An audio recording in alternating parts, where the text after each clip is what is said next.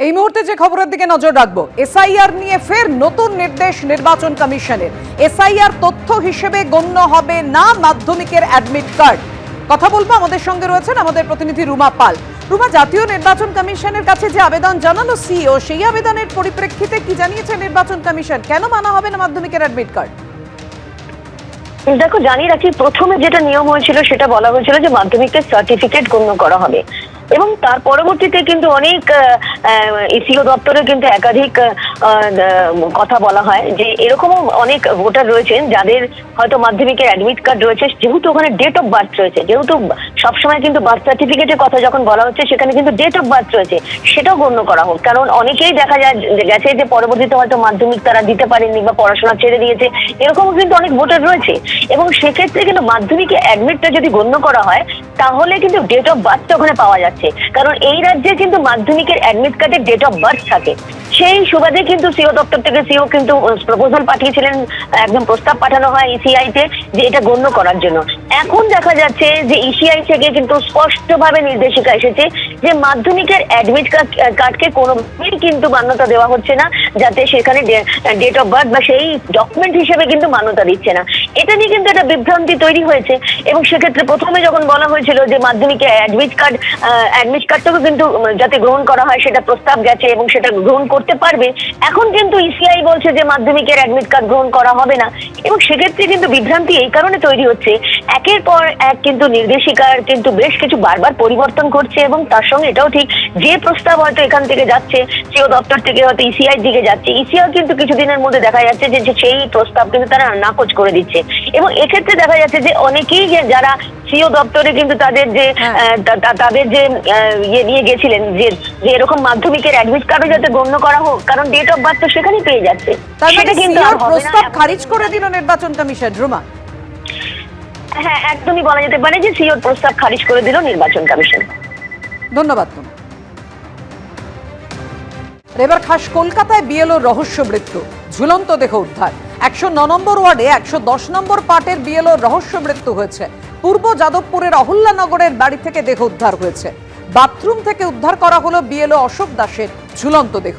কমিশনের বিরুদ্ধে চাপ দেওয়ার অভিযোগ মৃত বিএলওর স্ত্রী। কিভাবে মৃত্যু তদন্ত করতে হবে দাবি মৃতের দিদির। বাড়িতে তৃণমূলের লোকজন আসতো, দাবি বিএলওর দিদির। পাড়ার মধ্যে চাপ দেওয়া হচ্ছিল, এমনই অভিযোগ পরিবারের। এবার খাস কলকাতায় বিএলওর ঝুলন্ত দেহ উদ্ধার। আমরা দাঁড়িয়ে রয়েছি পূর্ব যাদবপুর থানার অন্তর্গত অহল্যানগরে।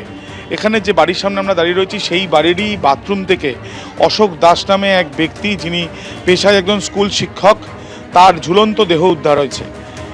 যখন পরিবারের সদস্যরা তাকে দেখতে পান তখনই তাকে আরএন টেগর হাসপাতালে নিয়ে যাওয়া হলে সেখান থেকে তাকে মৃত বলে ঘোষণা করা হয়। ইতিমধ্যে যেটা জানা যাচ্ছে যে ওই ব্যক্তি 109 নম্বর ওয়ার্ডের 110 নম্বর পার্টের তিনি বিএলও ছিলেন। পরিবারের সদস্যরা বলছেন তিনি সমস্ত কাজ সুষ্ঠুভাবে তিনি সম্পূর্ণ করেছিলেন। পরিবারের আরেক পক্ষ তারা জানাচ্ছেন যে তার উপরে বেশ কিছু চাপ আসছিল। এই একাধিক বিষয় কিন্তু সামনে আসছে, কিন্তু কি কারণে এই ঘটনা, তিনি কি আত্মঘাতী হয়েছেন নাকি তার মৃত্যুর পেছনে অন্য কোনো কারণ, ময়নাতদন্তের পর বিষয়টা স্পষ্ট হবে। ইতিমধ্যে তদন্ত শুরু করেছে পূর্ব যাদবপুর থানার পুলিশ। ক্যামেরায় অভিজিৎ দত্তর সাথে আবির দত্ত, এবিপি আনন্দ, কলকাতা।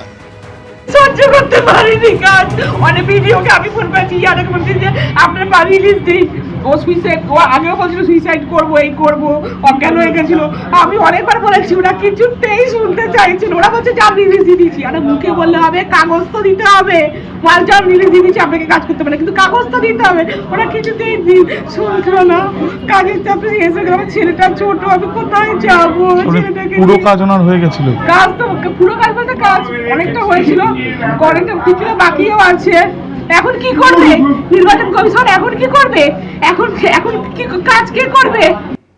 আমাকে গিয়ে বলছে দিদি না, মানে আমার না একদিন আমার খুব শরীর খারাপ করছে, চাপ দিচ্ছে। মানে কি সবাই মিলে ওকে খুব চাপ, প্রেশার, পাড়ার মধ্যে একটা প্রেশার দিচ্ছে। তো ওইখানটায় যেত টেতো পার্টির ওরাই পাশে যারা বসে থাকে ওরাই আসতো, খেয়াল করতো।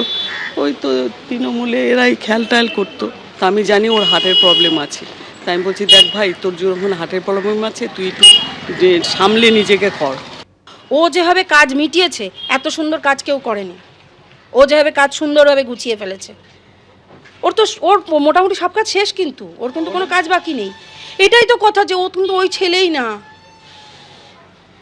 আর ও তো মানে কর্মঠ ছেলে তো, কাজকর্ম সব ঘুরে ফেলে। সেই জন্য কি কেউ প্রশ্ন তুলছিল মানে দেখুন আমি তো এইসব বুঝি না, আমাদের যেমন আমাদেরটা তো ওই করে দিয়েছে, আমাদের বললো এই ফর্মটা নাও ফিল আপ করে দাও, ফিল আপ করে দিয়েছে, আমার হাজব্যান্ড ফিল আপ করে দিয়েছে, দুজনেরটা করে দিয়েছে। এটা 109 নম্বর ওয়ার্ড না দাদা? হ্যাঁ। বিএলও অ্যাপে আরও একটি নতুন অপশন নির্বাচন কমিশনের। গতকালই নির্বাচন কমিশন ভোটার্স পোর্টালে ভোটারদের নামে শুনানি নোটিশ জারি হয়েছে কিনা তা জানার সুযোগ দেয়। আর আজ সকালে বিএলও অ্যাপে হঠাৎই নতুন একটি অপশন দেয়া হলো, documents uploaded by citizen against hearing. কি করতে হবে বিএলওদের, ইআরওদের কি করতে হবে, তাদের আদৌ হিয়ারিং এ আসতে হবে কিনা সে সমস্ত কিছু বলা হলো না। আর এই কারণেই বিভ্রান্তি ছড়াচ্ছে। নির্বাচন কমিশনের সবকিছু স্পষ্ট করে বলা উচিত, দাবি বিএলওদের।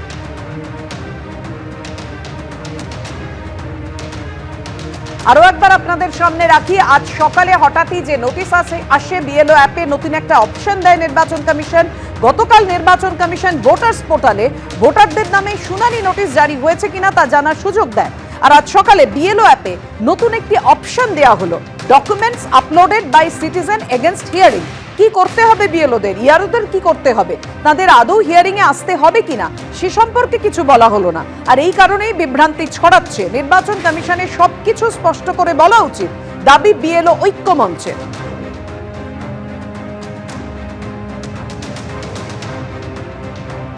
এবিপি আনন্দ, এগিয়ে থাকে, এগিয়ে রাখে।